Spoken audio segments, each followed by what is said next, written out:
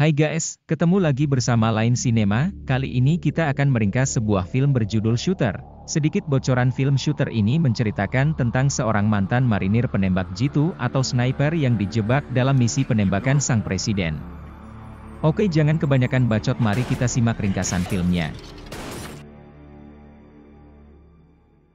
Cerita diawali di mana dua orang sniper yang sengaja ditinggalkan oleh pemimpinnya di medan perang, satu rekannya tewas, namun akhirnya seorang lagi dapat menyelamatkan dirinya, ia adalah Bob Lee Swagger.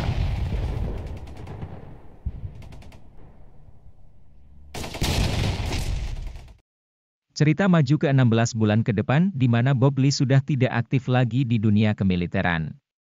Sekarang ia tinggal di tengah hutan dengan damai bersama seekor anjingnya yang bernama Bobby. Namun ia tetap menyandang sebagai sniper nomor 1 di Amerika Serikat. Kita menuju di kantor sang senator di mana mereka sedang mencari seorang untuk merancang sebuah misi penembakan jarak jauh atau sniper. Pilihan mereka jatuh kepada Bob Lee Swagger, di mana sebelum mereka memutuskan untuk memilih, mereka pastilah telah mencari tahu kehebatan Bob Lee ini. Singkat cerita, Kolonel Johnson dan kedua anak buahnya menuju ke kediaman Bob Lee. Akhirnya mereka sampai di sana dan disambut langsung oleh Bob. Bob pun bertanya, "Ada apa kalian datang jauh-jauh menemuiku?"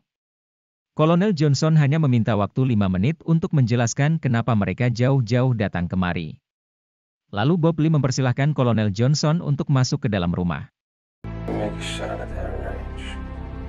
Lalu Kolonel menjelaskan bahwa ia membutuhkan bantuan Bob untuk menjadi konsultan penembak jauh, dengan alasan beberapa minggu ke depan sang presiden akan berpidato di depan publik, dan mereka mendapatkan ancaman kalau akan ada seorang sniper yang akan menghabisi nyawa presiden.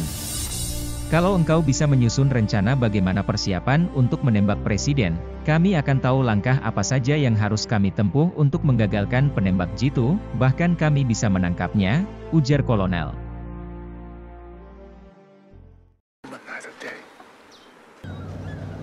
Kemudian Kolonel pun meninggalkan tempat itu. Keesokan harinya Bob mencoba instingnya kembali dalam melakukan tembakan jarak jauh, ternyata ia masih tetap nomor 1. Setelah merasa siap, akhirnya Bob menerima tawaran dari Kolonel. Bob pun langsung berangkat menggunakan pesawat udara untuk menuju ke Washington DC.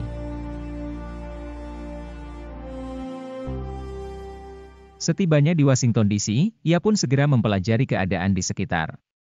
Ia mengecek kelembapan udara dan kecepatan angin rata-rata dan melihat gedung-gedung tinggi yang bisa menjadikan titik di mana sang eksekutor berada. Sungguh teliti sekali pengamatan si Bob, tidak salah kalau ia tetap menjadi nomor 1 di Amerika Serikat.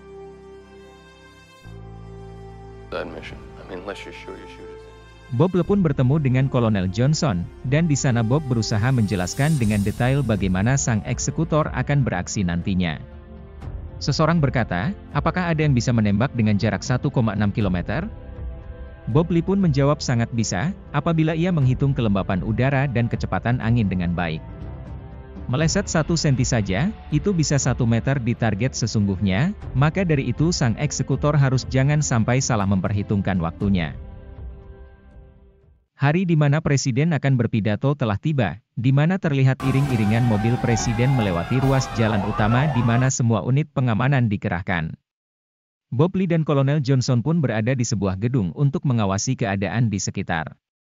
Tak lama kemudian presiden pun sampai di lokasi. Bob Lee pun terus dengan teropongnya mengawasi keadaan di sekeliling lokasi presiden. Naluri sesama sniper pun dialami oleh Bob, ia terus meneropong dan merasakan kelembapan udara dan kecepatan angin saat ini, dan ia bisa merasakan apa yang dirasakan sang eksekutor. Singkatnya Bob tahu sekali kapan sang eksekutor akan melepaskan tembakan. Pada saatnya tiba Bob Lee memberitahukan sang eksekutor akan melepaskan tembakan, namun ternyata seorang ofisir polisi yang bernama Jim melepaskan tembakannya ke arah Bob, di mana itu bebarengan dengan sang eksekutor melepaskan tembakannya.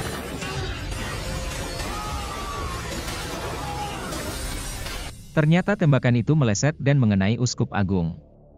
Bob Lee pun langsung segera melarikan diri dengan luka tembak di dada sebelah kanan dan paha sebelah kanan. Kemudian Kolonel Johnson pun mengerahkan seluruh pasukan untuk mengejar si Bob. Di dalam pelariannya Bob bertemu dengan seorang agen FBI yang bernama Chris. Chris pun dapat dilumpuhkan. Bob pun sempat mengatakan kalau bukanlah dirinya yang menembak. Kemudian Bob kabur menggunakan mobil agen FBI tersebut. Bob pun masuk ke pencucian mobil, dan ia mencoba menghentikan pendarahan untuk sementara, sedangkan semua polisi di kota itu dikerahkan untuk mencari seorang yang bernama Bob ini. Tak lama kemudian Bob pun melanjutkan kembali pelariannya. Kejar-kejaran pun terjadi di mana petugas yang ada di darat dan udara terus memantau keberadaan mobil yang dipakai Bob untuk kabur melarikan diri. Namun pas di sebuah persimpangan Bob pun dapat dihadang. Bob pun terhenti sejenak sambil berpikir.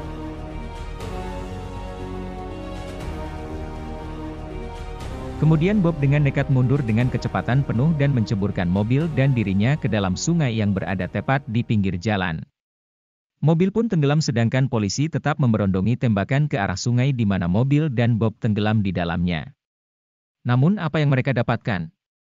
Hanya mobilnya saja yang tenggelam sedangkan Bob tidak bisa ditemukan. Ternyata Bob bergelantung di sebuah kapal untuk meloloskan diri.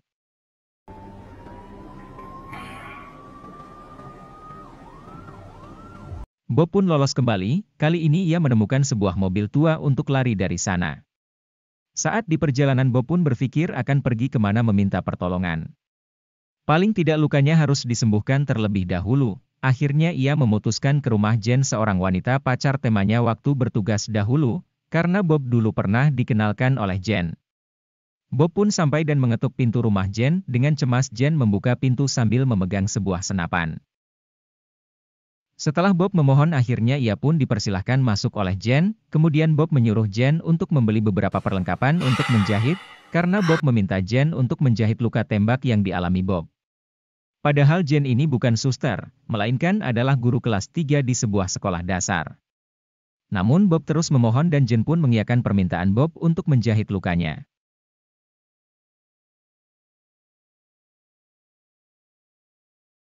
Cerita kembali di mana Chris menginap di kantornya demi memecahkan kasus ini.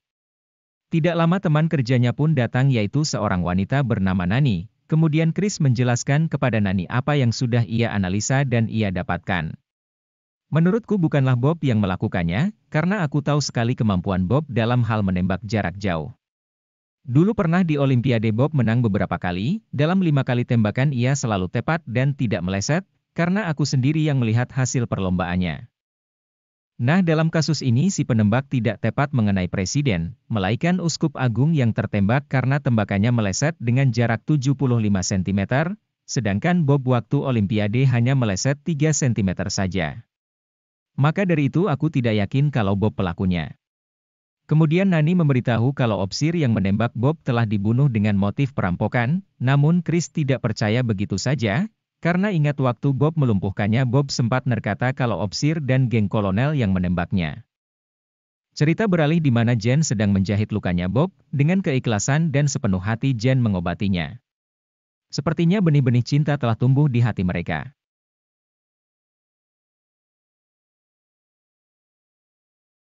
Bob pun tertidur setelah operasi berjalan lancar, tak lama kemudian Bob pun sadar.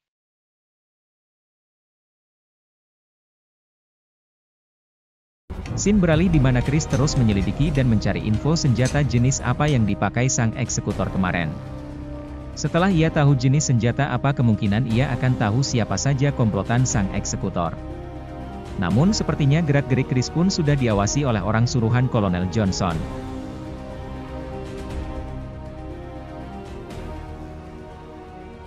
Bob pun terlihat sedang bersiap-siap untuk meninggalkan Jen. Sepertinya kali ini Bob akan membalas dendam atas jebakan yang ia terima dari Kolonel Johnson. Jen pun keluar dengan membawa senapan milik kekasihnya dulu dan memberikannya kepada Bob, karena saat ini Bob tidak mempunyai senjata. Bob pun sangat berterima kasih kepada Jen atas pertolongannya ini. Cerita pindah ke kantor senator di mana Kolonel Johnson dan antek-anteknya masih pusing dibuatnya karena mereka belum mengetahui keberadaan si Bob Lee. Jangan sampai Bob ini tidak tertangkap dalam waktu dekat, karena ia bisa menjadi ancaman buat kita, ungkap Kolonel. Namun di sisi lain sewaktu Chris sedang menelpon ia langsung diringkus oleh orang suruhan sang kolonel, kemudian ia dibawa ke sebuah gudang. Ia dihajar, diikat dan dianiaya. Chris ini diringkus karena ia sudah terlalu dalam ikut campur.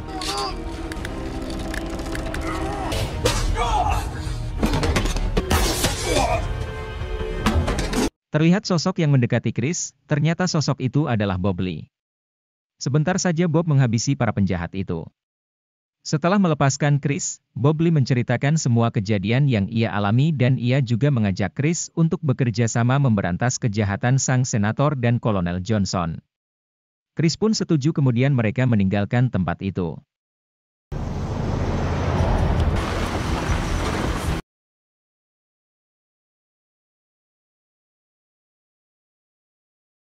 Cerita pindah ke sebuah pinggiran sungai di mana Bob dan Chris sedang mempersiapkan peralatan tempur, dan mengajari Chris menjadi sniper dadakan yang handal.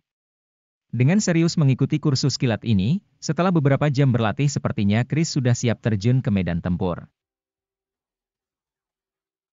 Di waktu yang sama dan tempat yang berbeda ternyata Jen sedang diintai oleh anak buahnya Kolonel Johnson. Jen pun sempat melakukan perlawanan meski akhirnya ia dapat dilumpuhkan dan diringkus. Alasan mereka menahan Jen, agar bisa dengan mudah menangkap Bob, dan Jen dijadikan sebagai umpan. Terlihat Bob dan Chris sedang mengintai sebuah rumah di mana di dalam rumah itu terdapat seorang komplotan sang senator dan Kolonel Johnson. Bob pun menebarkan beberapa bom di halaman rumah itu, sementara Chris memantau dari kejauhan.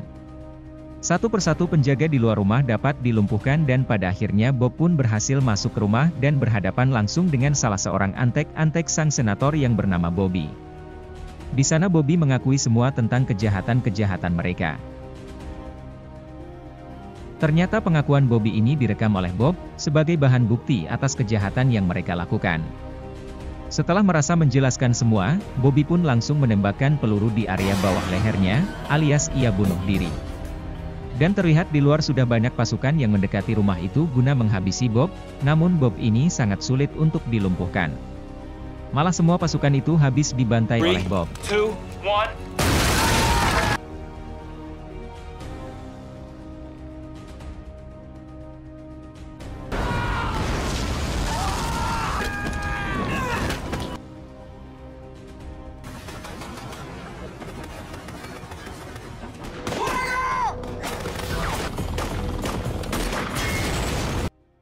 Cerita kembali ke markas FBI, hasil penyelidikan mereka menemukan sidik jari Bob Lee Swagger, dan menemukan sidik jari seorang agen FBI Nick Memphis di lokasi kejadian. Kepala FBI pun merasa tidak mungkin ada anggotanya yang berkhianat.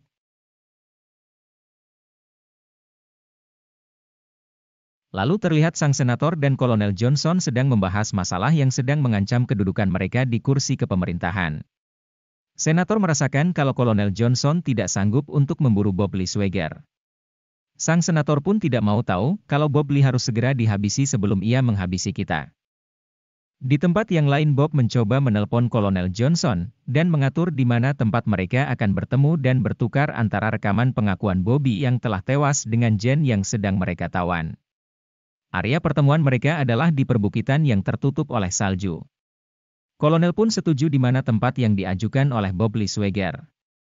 Tak lama kemudian terlihatlah sebuah helikopter berwarna biru mendarat di tempat yang telah disepakati.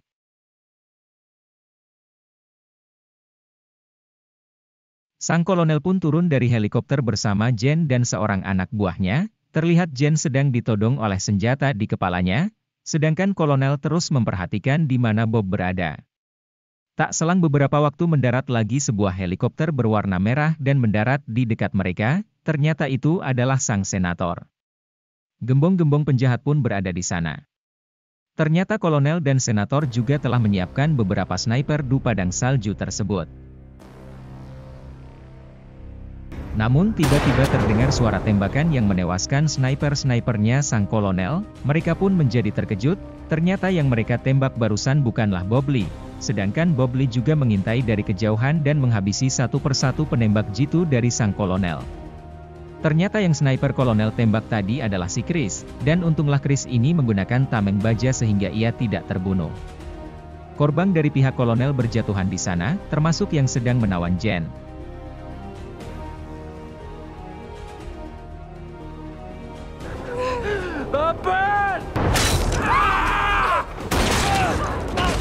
Setelah itu terlihat Bob Lee dari kejauhan menampakkan dirinya. Di sisi yang lain terlihat seorang pemilik hotel yang disuruh oleh Bob Lee untuk memberikan sebuah surat yang berisikan koordinat di mana Bob Lee dan senator bertemu. Tanpa lama kepala FBI itu langsung pergi menuju koordinat yang ia dapatkan. Bob Lee pun mendekat ke kolonel dan senator sedangkan Jen sudah dalam posisi aman. Lalu senator pun berkata, "Jen sudah engkau dapatkan, maka sekarang berikan rekaman itu."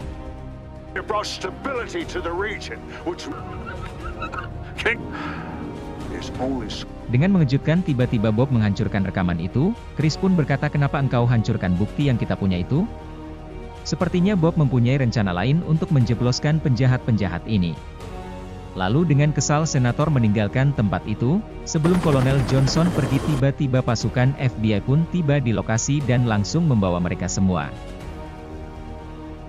Scene beralih ke gedung kehakiman di mana Bob Lee meminta pertemuan antara Jaksa Agung Kolonel Johnson. Sepertinya Bob Lee ingin mempresentasikan bahwa bukan ialah yang melakukan penembakan waktu lalu. Bob Lee menjelaskan bahwa setiap 2 minggu sekali ia mengganti pin senjatanya secara acak. Sedangkan kolonel menuduh Bob melakukannya, sedangkan sewaktu penembakan Bob Lee malah ditembaki oleh seorang opsir yang dibayar ulah kolonel. Jadi mana mungkin rombongan kolonel mengetahui pin senjataku?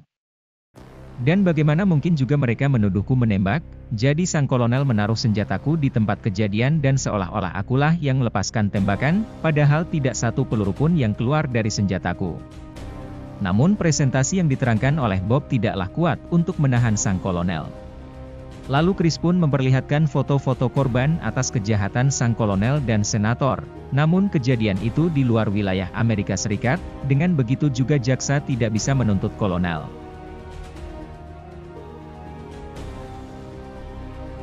Kemudian jaksa membebaskan Bob, Chris dan Jen. Selepas dari kantor itu, beberapa hari kemudian Bob pun merancang sendiri hukumnya terhadap penjahat-penjahat ini. Di suatu malam Bob pun menyelinap ke sebuah rumah yang terdapat di tengah hutan, di mana di sana senator dan Kolonel Johnson sedang merayakan kemenangan mereka, namun mereka tidak tahu kalau malaikat maut sedang mengintai nyawa mereka.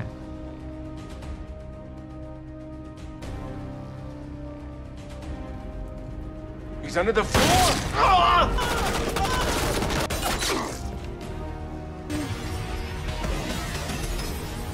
Lalu Bob Lee pun masuk dan langsung berhadapan dengan sang senator.